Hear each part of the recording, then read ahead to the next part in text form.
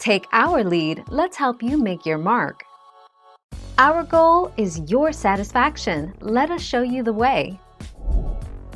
Baking powder can stand in for baking soda in some recipes, but it doesn't have the thickening power of cornstarch and should not be used as a substitute.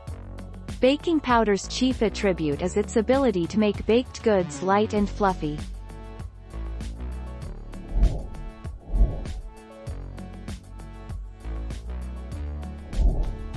Take our lead. You wouldn't be able to use baking soda as a thickener because it lacks the cornstarch. Cornstarch is what binds the wet ingredients together for a smoother and thicker substance. While baking powder isn't always the best substitute for thickening, it can still have an impact on your sauce if you use it carefully.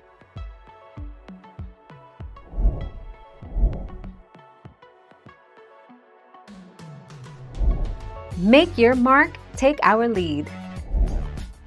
Tapioca as pie-filling thickener. Tapioca comes in several different forms, but the one you want for pie making is instant, otherwise known as quick cooking, tapioca.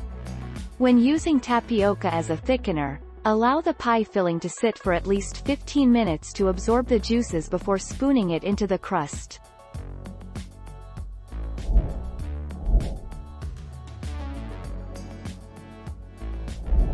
Let's help you make your mark. Because cornstarch is pure starch, it has twice the thickening power of flour, which is only part starch. Thus, twice as much flour is needed to achieve the same thickening as cornstarch. To thicken sauces, cornstarch is combined with cold water first, which is called a slurry.